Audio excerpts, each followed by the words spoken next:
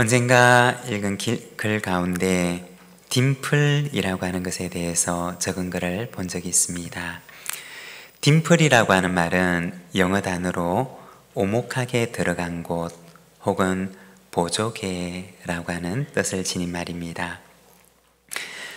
보통은 하늘을 비행하는 물체는 저항 없이 멀리 날아갈 수 있도록 하기 위해서 표면을 매끈하게 만들어 놓는다고 합니다. 비행기를 보아도 그렇고 또 자동차를 보아도 그렇고 공기의 저항을 최대한 줄이기 위해서 모양은 유선형으로 그리고 그 표면은 매끈하게 만들어 놓습니다. 그런데 공 가운데 멀리 날려보내야 경기를 유리하게 가져갈 수 있는 골프공은 표면을 매끈하게 만들어 놓지를 않고 그 공의 표면에다가 작은 홈들을 만들어 놓습니다. 그리고 이 골프공의 표면에다가 만들어 놓은 이 작은 홈을 딤플이라고 이야기를 합니다. 그런데 딤플이 있는 공과 딤플이 없는 매끈한 공을 가지고 실험을 해보면 매끈한 공보다는 이렇게 공 사이에 홈을 만들어 놓은 이 딤플이 있는 공이 더 멀리 날아가더라고 합니다. 공의 표면에 있는 이 딤플이라고 하는 홈이 회전을 하면서 주변에 있는 공기의 흐름을 공이 더 멀리 날아갈 수 있도록 만들어 놓기 때문이라고 합니다.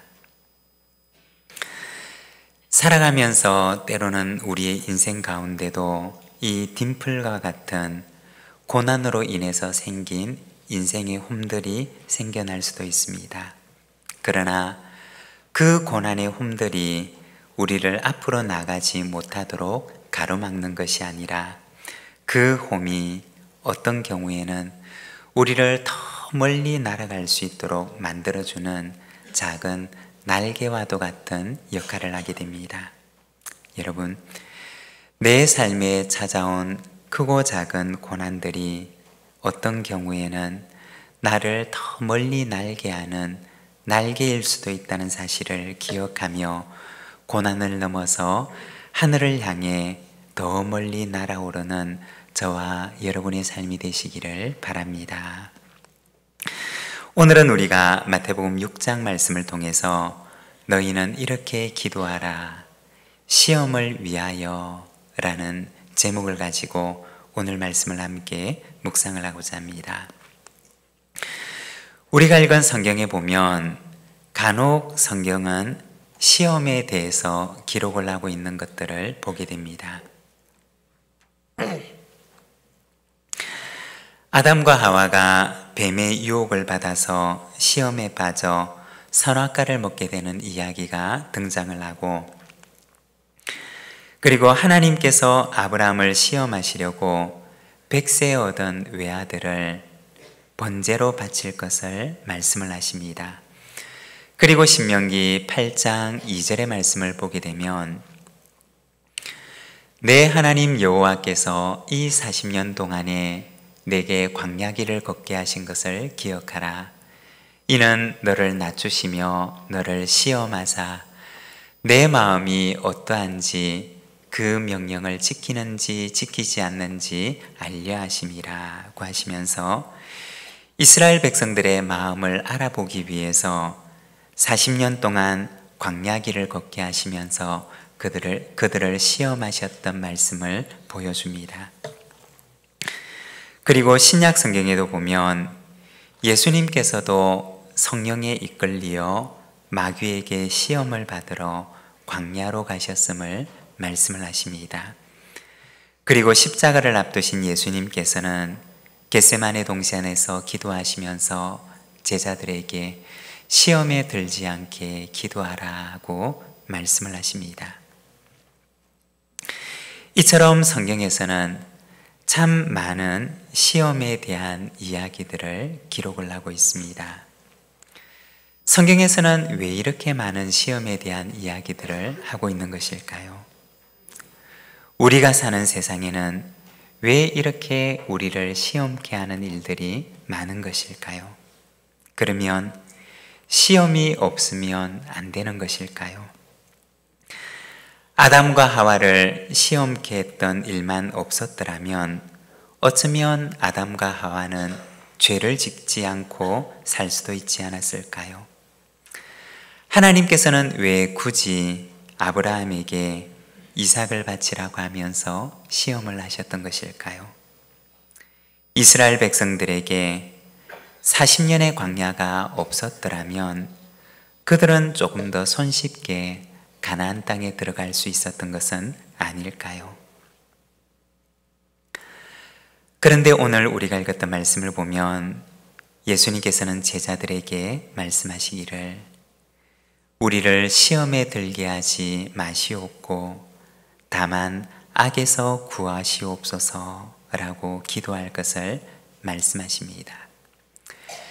왜 예수님께서는 시험에 들지 않도록 기도하라고 말씀하셨던 것일까요? 우리는 왜 시험에 들지 않는 삶을 위해 기도해야 하는 것일까요? 오늘은 주님께서 가르쳐 주셨던 이 주기도 가운데서 시험에 들지 않도록 기도하라고 하는 이 말씀에 대해서 우리가 잠깐 함께 말씀을 묵상하고 또 이 말씀을 함께 나누고자 합니다. 예수님께서는 왜 시험에 들지 않게 기도할 것을 말씀하셨던 것일까요?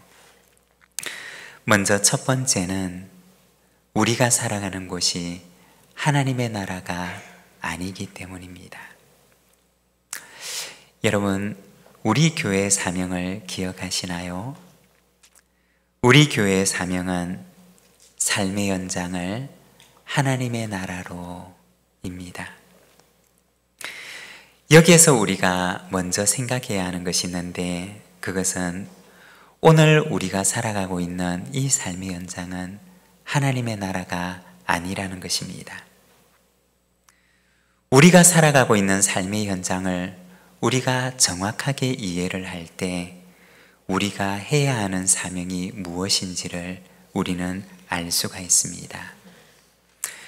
우리가 기억해야 하는 첫 번째는 우리가 살아가고 있는 오늘의 삶의 현장이 하나님의 나라가 아니라는 것입니다. 요한복음 17장 15절의 말씀을 우리가 자막을 보면서 함께 읽겠습니다. 내가 비옵는 것은 그들을 세상에서 데려가시기를 위함이 아니요 다만 악에 빠지지 않게 보전하시기를 위함이니이다. 이 요한복음 17장에 나와 있는 기도는 예수님께서 제자들을 위해 기도하셨던 예수님의 대제사장적인 기도로 알려진 말씀입니다. 십자가의 죽음을 앞두신 예수님께서는 이제 당신이 아버지로 가야 할 때가 이른 줄을 아시고 남겨지게 될 제자들을 위해서 하나님 아버지께 기도를 하십니다. 그런데 그때 예수님의 기도를 보게 되면 내가 비옵는 것은 그들을 세상에서 데려가시기를 위함이 아니요 다만 악에 빠지지 않게 보전하시기를 위함이니이다 라고 하십니다. 예수님께서 하나님 아버지께 간구하셨던 그 간구의 내용은 무엇이었느냐? 제자들을 시험이 없는 곳으로 데려가시기를 간구함이 아니었습니다. 제자들에게 시험이 닥치지 않도록 그것을 막아달라고 하는 간구가 아니었습니다. 시험이 없는 곳으로, 시험을 당하지 않아도 되는 곳으로, 하나님 나라와 같은 곳으로 그들을 데려가기를 예수님께서 간구하셨던 것이 아니라는 것입니다. 예수님께서 제자들을 위해 기도하셨던 것은 비록 제자들에게 시험이 닥칠지라도 그들이 악에 빠지지 않도록 그들을 지켜주시고 그들을 보전해 주시기를 간구하셨던 것입니다. 여러분, 그러면 우리가 다시 생각을 해보면 예수님께서, 성령님께서 오늘 우리를 위해서 기도를 하신다면 무엇을 위해 기도를 하실까요? 우리에게 시험이 닥치지 않도록, 시험거리가 우리에게 다가오지 않도록 그것을 막아달라고 기도를 하실까요? 그렇지 않다는 것입니다. 로마서 8장 26절의 말씀을 보게 되면 우리를 위해 기도하시는 성령님의 기도에 대해서 말씀을 하십니다. 로마서 말씀을 보게 되면 이와 같이 성령도 우리의 연약함을 도우시나니 우리가 마땅히 기도할 바를 알지 못하나 오직 성령이 말할 수 없는 탄식으로 우리를 위하여 친히 간구하시느니라. 이 로마서 말씀은 우리를 위해서 말할 수 없는 탄식을 가지고 기도하시는 성령님의 탄식과 기도에 대해서 말씀을 하십니다. 그 탄식과 그 간구의 내용이 무엇이냐? 우리에게 시험이 찾아오지 않도록, 우리에게 시험이라고 하는 것이, 시험거리라고 하는 것이 생기지 않도록 간구하는 것이 아니었습니다. 비록 시험이 있을지라도 우리의 연약함으로 인해서 그 시험을 당해 쓰러지지 않도록 성령님께서는 우리의 연약함을 도우시며 간구하신다는 것입니다. 예수님께서는 왜 우리에게 시험에 들지 않도록 기도할 것을 말씀하셨던 것일까요? 그것은 우리가 살아가는 곳이 하나님의 나라가 아니라 이 세상이기 때문입니다. 우리가 발을 딛고 살아가야 하는 곳은 시험거리가 없는 하나님이 아니라 여전히 악이 존재하고 여전히 시험거리로 가득한 이 세상이기 때문입니다. 그곳이 바로 우리가 발을 딛고 살아가야 하는 우리의 삶의 현장이기 때문입니다.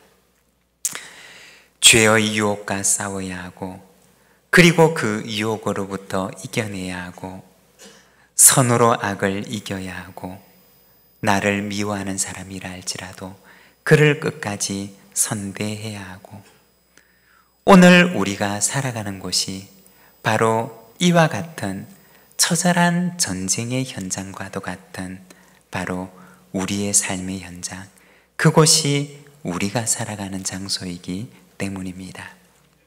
그리고 그곳이 우리가 살아가는 곳이며 또 다른 한편으로는 그곳이 바로 하나님께서 우리를 보내시는 장소이기 때문입니다.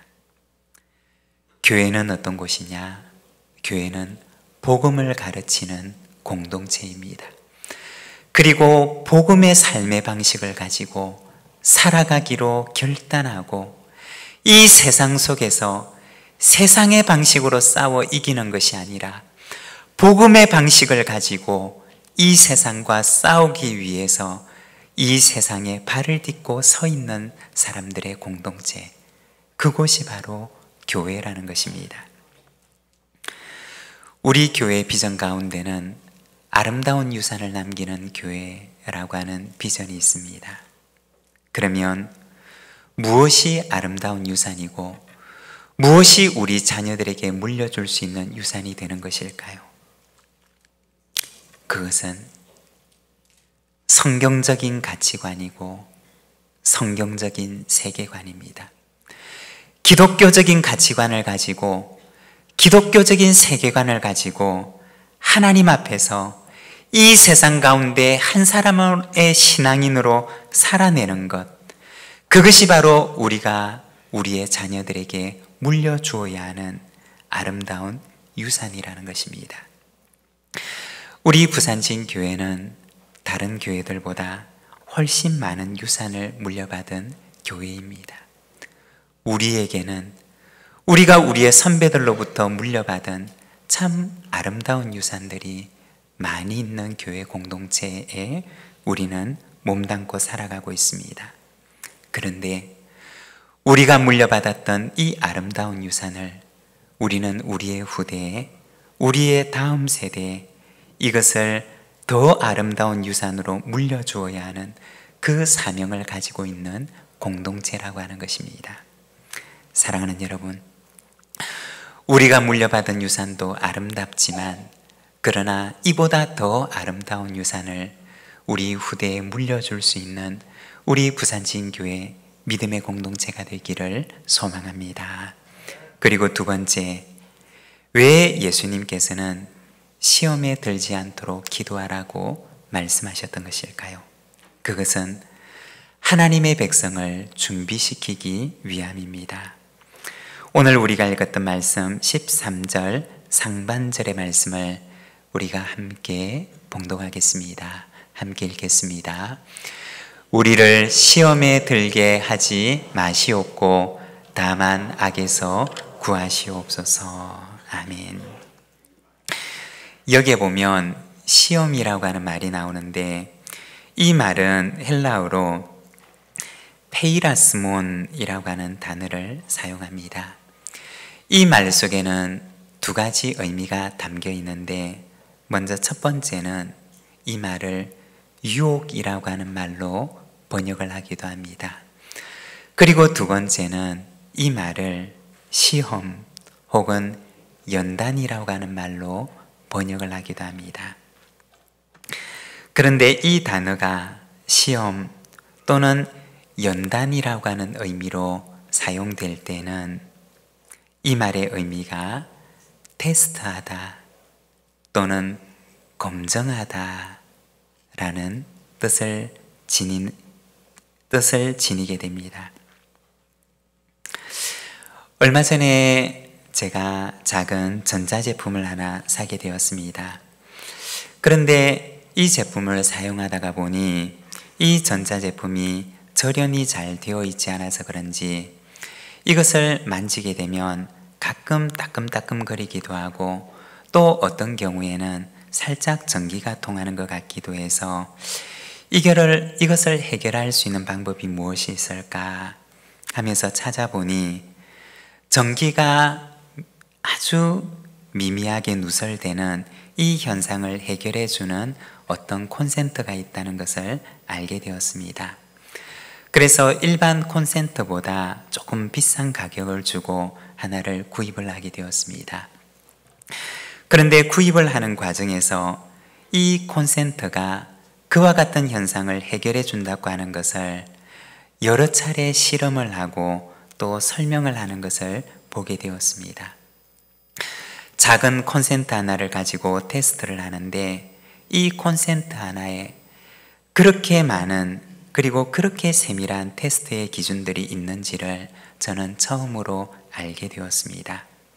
그리고 여러 가지 테스트를 통해서 검증을 하고 나서 그 기준에 부합을 했을 때는 검증하는 기관에서 검증을 해보니 이 제품이 기준에 부합하는 안전한 제품입니다 라고 하는 의미로 거기에 고유 번호를 부여해 준다고 합니다. 시험이라고 하는 말이 무엇이냐? 바로 이와 같은 의미를 지니고 있습니다. 여러 방면으로 테스트를 해보고 여러 기준에 따라 맞추어 보니 이 제품은 용도에 적합한 제품입니다 라고 하는 의미입니다. 우리가 사는 곳에 왜 시험이라고 하는 것이 존재하는 것일까요? 왜 우리가 살아가는 인생 속에 하나님께서는 광야라고 하는 시험의 시간들을 허락하시는 것일까요? 왜 우리의 삶 속에 견디기 힘든 시련 같은 일들이 일어나는 것일까요? 그것은 바로 하나님께서 사용하시고자 하실 때 언제든지 마음 놓고 사용할 수 있는 하나님의 백성을 준비시키기 위함이라는 것입니다. 언젠가 한 지도력 개발 수업에 참여를 했던 적이 있습니다. 그런데 그 수업에서 이야기하기를 하나님께서 한 사람을 들어서 그 사람을 지도자로 세우기 위해서는 먼저 그 사람을 검증하는 과정을 거친다고 합니다. 하나님께서 그의 어린 시절에 그의 진실성을 검증을 하십니다. 그리고 조금 더 성장을 하면 그의 순종을 검증을 하십니다. 순종을 할 수 있는지, 그리고 그 이 순종의 검증에 그가 통과할 수 있는지 하나님께서 그를 테스트하시고 또 기다리십니다. 그리고 조금 지나면 하나님께서 말씀을 주시고, 그리고 그 말씀에 합당한 열매를 맺는지 하나님께서 지켜보시고 또 검증을 하십니다. 그리고 그 검증을 넘어서면 하나님께서 또 그의 믿음을 검증하십니다. 그의 믿음을 테스트하시고 또 그의 믿음을 확인하는 과정을 거치십니다. 그리고 나서 하나님께서 그를 이와 같은 여러 검증 과정을 거친 이후에 그를 지도자로 세워서 사역의 현장으로 보내시는 것입니다.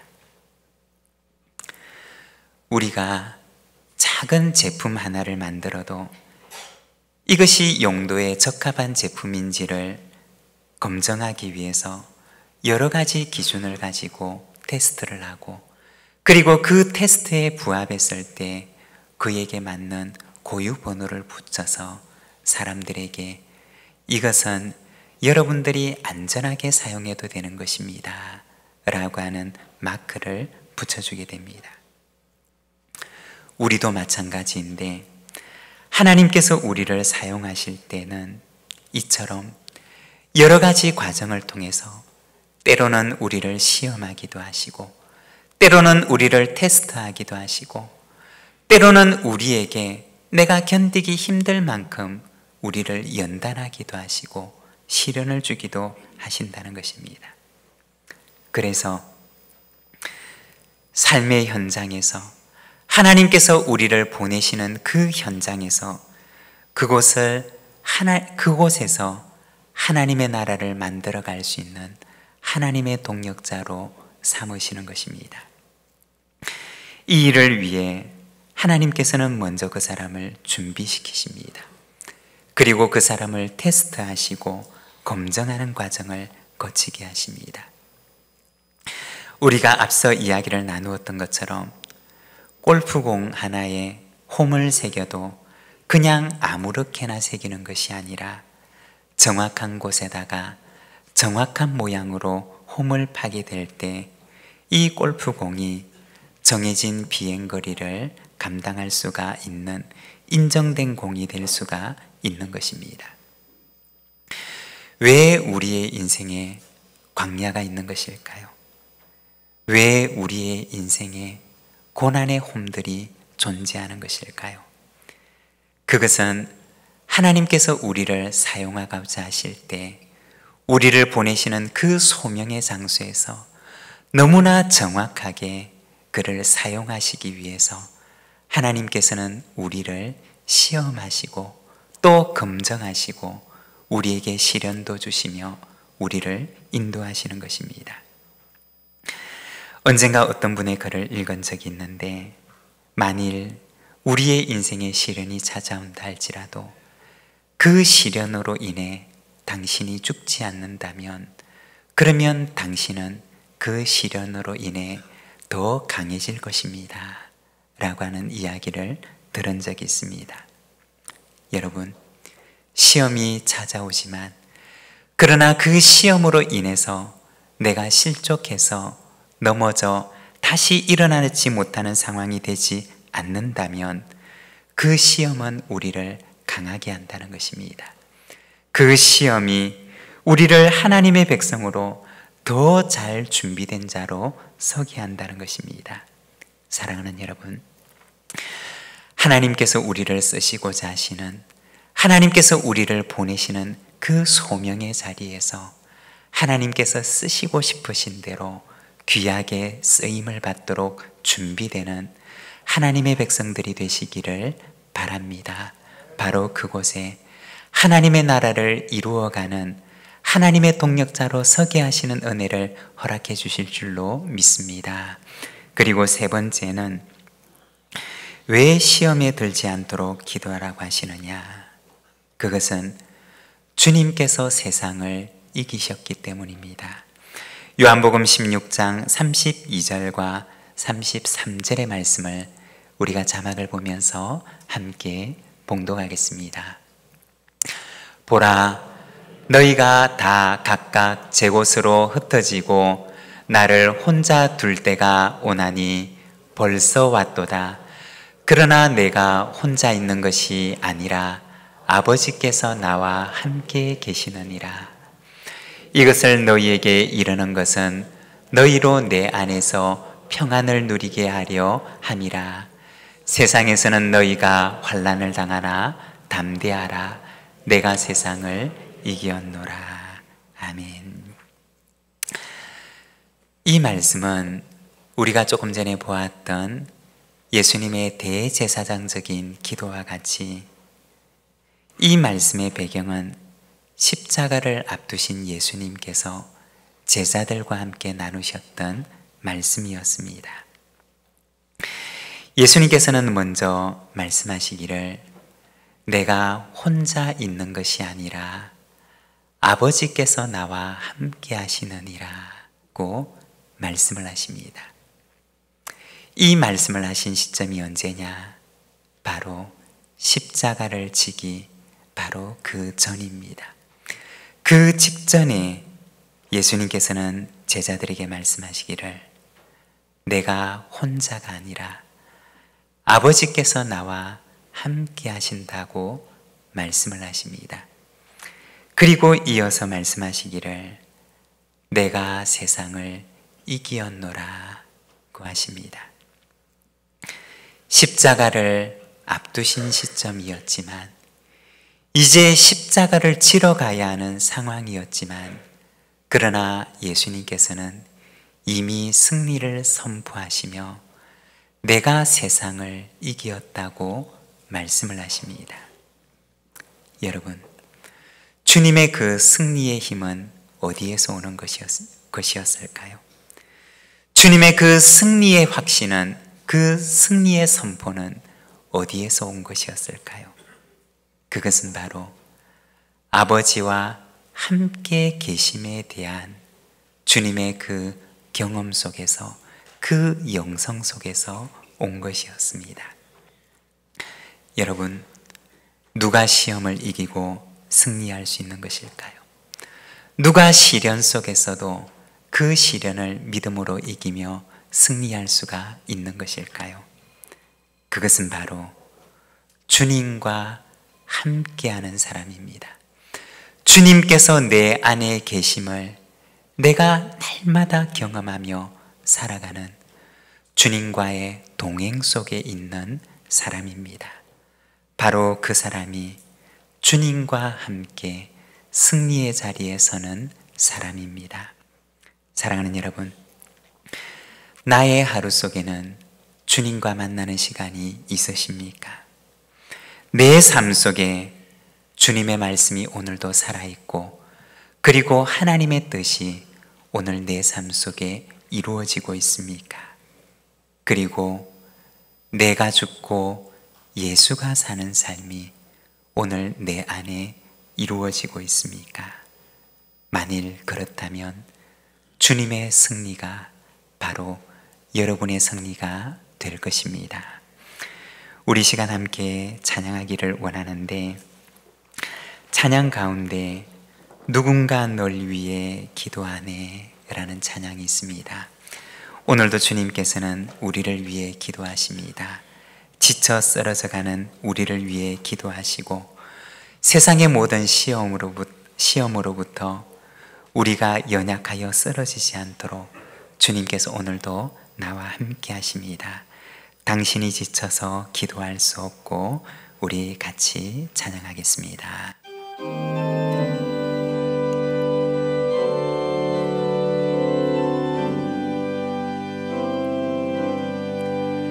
당신이 지쳐서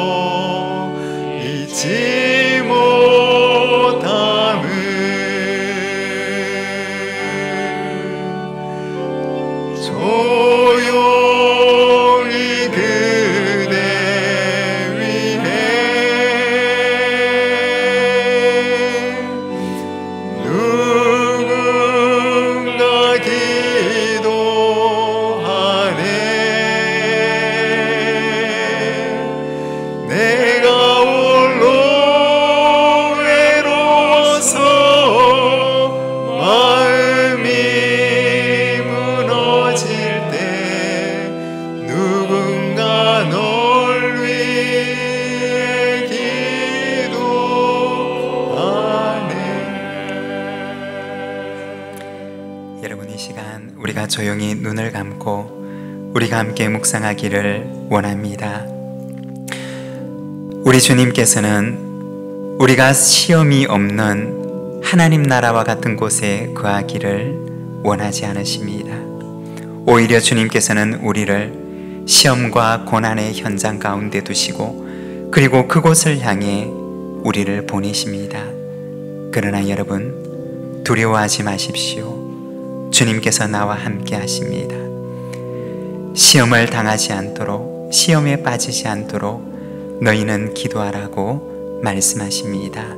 왜냐하면 주님과 함께하면 세상을 이기신 주님의 승리가 우리의 승리가 되기 때문입니다. 우리 시간 함께 기도하기를 원합니다. 나와 함께 계시는 주님을 내가 믿습니다. 주님께서 내 안에 계심을 믿습니다. 주님께서 오늘도 나와 함께 하심을 믿습니다. 그리고 이 시험이 지나고 나면 주님께서 나를 점검과 같이 사용하셔서 하나님 나라의 그 위대한 일에 나를 귀하게 사용하실 줄로 내가 믿습니다. 주님, 오늘도 나의 연약함을 도우시고 나를 붙들어 주시옵소서. 우리 시간 잠깐 함께 기도하며 하나님 앞에 나아가겠습니다.